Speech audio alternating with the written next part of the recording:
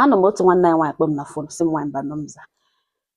Ya sị m na ya eshi n'obi ukwu na ha toro n'ime ike nne ha na nna ha ntị. Ya ma ụmụnne na mpa ya kpatara ego na nne ya kpatara ego na ha abụọ mega ọfụma na alụmdi na nwaanyị makoro nne ya na nna ya, na ha hụrụ onwe ha n'anya, enweghị ha na-ezuru onwe ha, na enweghị ihe ị ga-agwa mme ya, enweghị otu ọ kachiri baa mme ya na ntị mpa ya na-aga anụ ya. And na mma ya nwere maximum respect for mpa ha. Ụmụnne m ya kọwacha ọ ga-ekwu na nghọta na ụdịka ezinụlọ this lady shi n'ime ya. Ọ wee beautiful family. Na ya nọ school, ọ na-adabara ya na ke nwaanyị ya toro kara ka etoro ewu ka ada, na ọ na-adabara ya na ada, na ọ na-adabara ka ya toro, na ha wụ best of friends. Na oro mgbe ya nọ school, one young man mara nnọọ mma nwoke topu nwa ahụ bido bịa were dị na abịaghị eyi ya yi na ya bịara ịlụ ya alụ, na ya chọrọ ịlụ ya ụgwọ isi ya lụọ ya ote nwoke na-eshi alụ nwaanyị. Mgbe ọ bịa dị too serious, she from mma ya, she from mpa ya, she from uncles ha, this man azụkọtacha obi uncle ha. Or it's not like the young man pretend ka na ọ wụ ezigbo mmadụ ruo n'ime obi ya.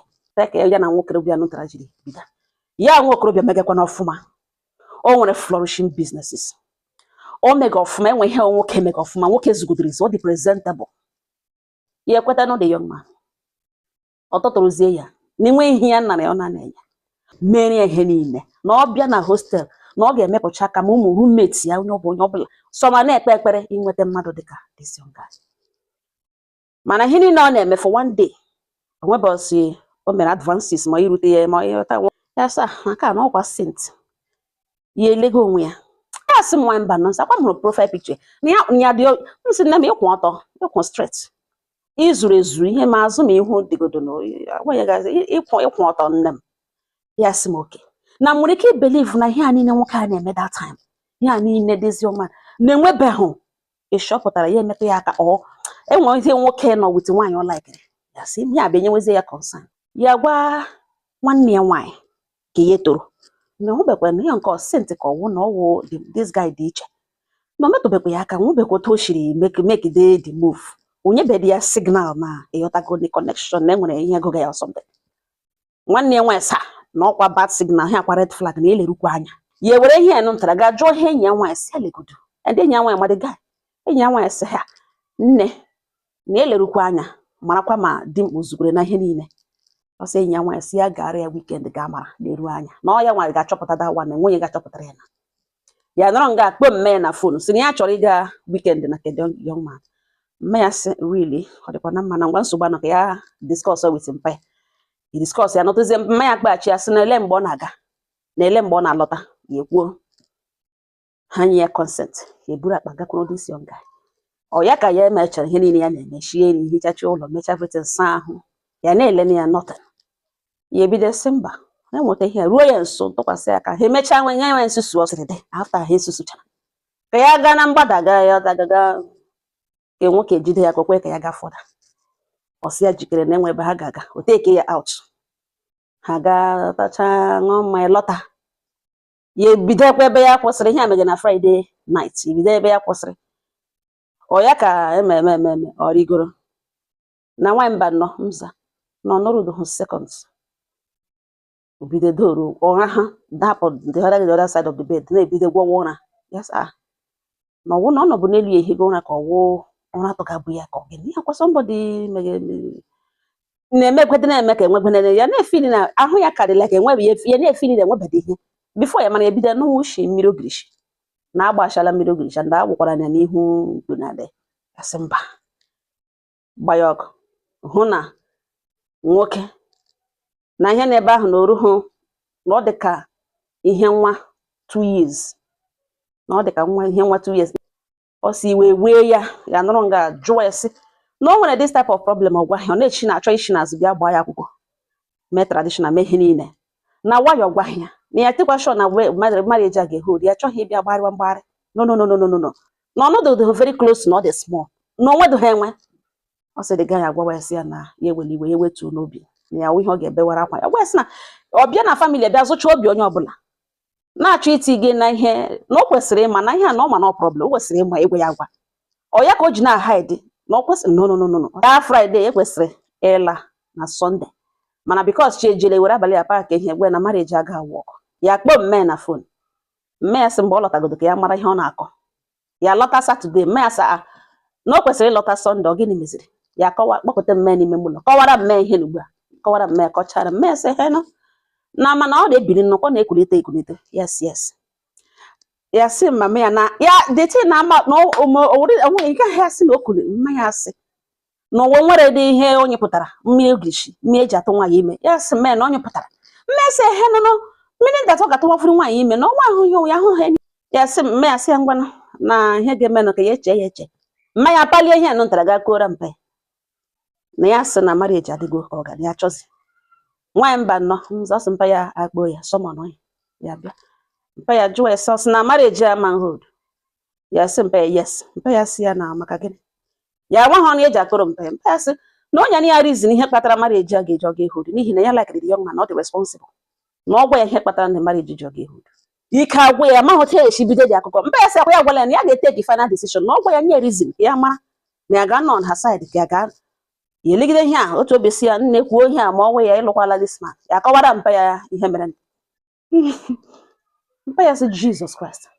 So na ọ mara na nwoke. So na ọ was virgin. So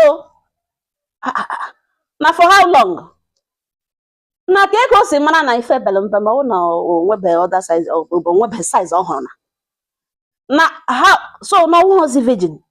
Jesus Christ, this is wonderful. So na ọ mara na nwoke. Na ọ na-agwa ya ugbu a na ọ mara na nwoke. Na ya no ga feel ya ebiri na ya na-ele nwa anya na ọ virgin. So na ọ mara na nwoke. Ọsọ kwụ atụ ya na ọ dị ya kala mepe ya daba. Mpa ya sị na ọ lụcha na that man tijara. So na ọ gịnị ka ọ rere ya na-emebere before. So na ọ nwere enyi nwoke mana na ọ mụta ọ na ọwụzi virgin. Ya na-ele nwa anya na ya na-provide ihe niile. So na ọ mara na nwoke. O si ka we yele mme ya chọdịghị ile anya n'ihu. Mme ya just na-ele mpa ya. A na-eme ya ka ọwụ. Mpa ya gwa ya that na ha abụọ ya na mme na mpa ya agwa ya finally that na enweghị ga akọlụ the marriage off. Mme ya kpọpụta ya gwazie ya okwu ka nwaanyị na ibe ya.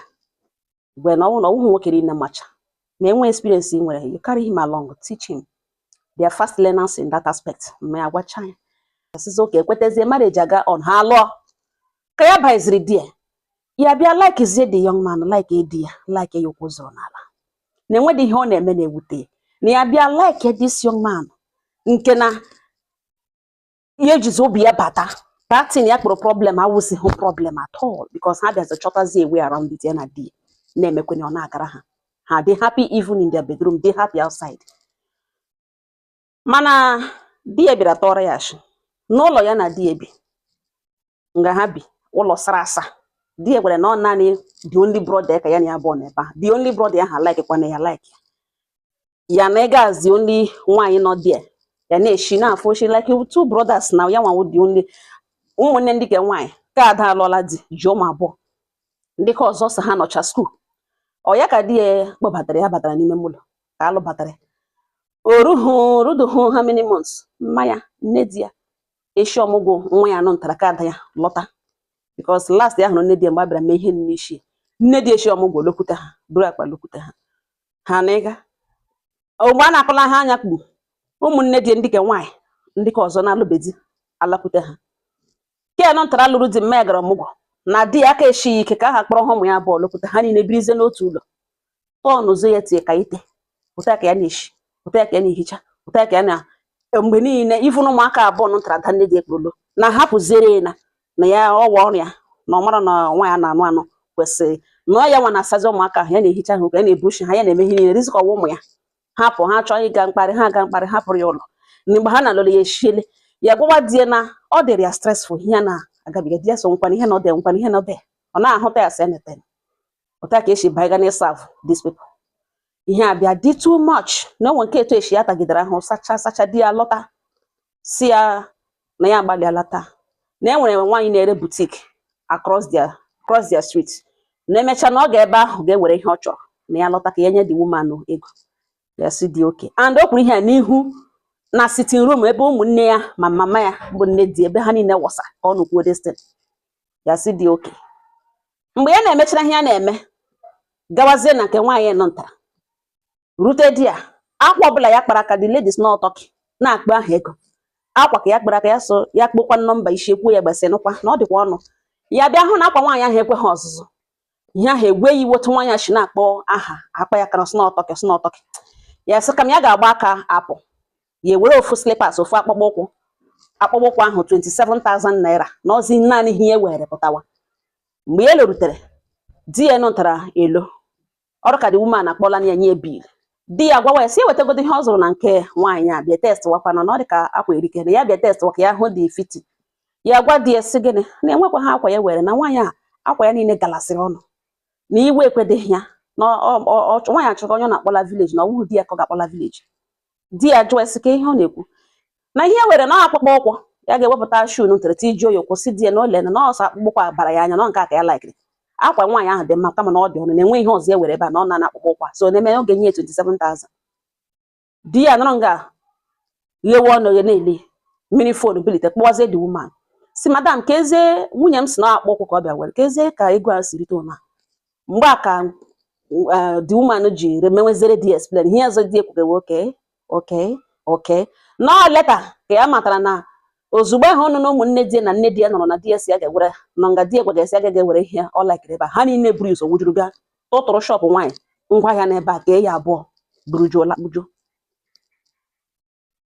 ego akpọrọ aha ha erighere nwa di ya n'isi onye ahịa ọnụ di ya dikwe ya o mee ka ọ bịa wuru okwu ya jụwa ha sị ka ezie ka ha siri gawa na shọpụ ahụ na ga ya agwawa ya sị na naanị nwunye ka na-egonye ihe dị mma na ha nwa ihe dị mma na-adịkwa ha mma na nwaanyị mba na ọ ka m were hụ otu ndị ashi nọgide ya na inye nsogbu a bịara dịzi too much from ụmụnne di ya kpọọ mme ya gwa ya mme ya sị na ọ dịkwa too much na ngwa ya ọ bịa n'obi bịa zute ike nwee rest ya eburu akpa ya gwa di ya na ya na-alụgachi n'ike agwụla na ihe awụhụ marriage by then ya emeghị operation ectopic pregnancy nwee miscarriage the stress dịrị ya too much even miscarriage ya nwere was a result of stress ọ na-agabiga na that house ka e bu akpa ya nọtara nne di ya na-asị na nwa na-agwa di ya hapụ ya ka ọ na anyị dị mgbe eme before wee bịa hapụ ya ka ọ na otu echirila di ya kpọrọ ụmụnne di ya ndị ka ọnkụlụ ya bịa ịrịọ arịọ elu rịọ ala rịọ ha jụọ esi nwe ihe di emere ya si na enwe ihe di emere ajụọ di esi nwe ihe nwunye ya si nwunye ya wụ sọses ya na enwe ihe nwunye ya mere na nwunye ya hụbeghị na Chineke ji nwa ya gọzie enwe ihe o mere a na-ajụzi sọ gịnị mezikwana mma gị ndị ụmụnne gị ndị ahụ ọsụ mere ihe ọjọọ enwe eke nọ nga ugbu a ka eme keshọn emere peace once and for all na nne ya abịa hụ ha bịa that meeting akpọrọ for peace sake emechazie mpa ya sị mba kama nwa ya ga-anwụla ha ya because ya bịara pụọ na mmadụ otu aka marriage ahụ si end ya ka ebe okwu m na-aga even though that na yes always okwu ihe gbasara ha ọwụhụ the initial reason o ji sọ ga ha bụ ọwa another thing gbasara ha mana ajụjụ m ọzọ wee wụrụ ha dị aware ụdịka problem nwanne ha nwere mba ọ na ha dị aware ha ga-amata that na ịchọta nwaanyị ọzọ ga-erube isi n'ụdị ahụ ha ga-akpagide n'ụdị ahụ ha ji kpagide this lady na ọ ga-enyekwa nsogbu ọwụ aga m akpa problem o wetachi echi ike o wee natural thing but then ihe onye chọrọ ka ọ chọrọ even the young man mana ọ mana ọ wotu o shidiri ya ọnụ onye nye ya concern Chineke mere ebere ya alụta nwaanyị hụrụ ya n'anya ụmụnne ya chọrọ nwunye chofuo onye ọbụla mara mee ọ nga ọha nọ m n'ọnụ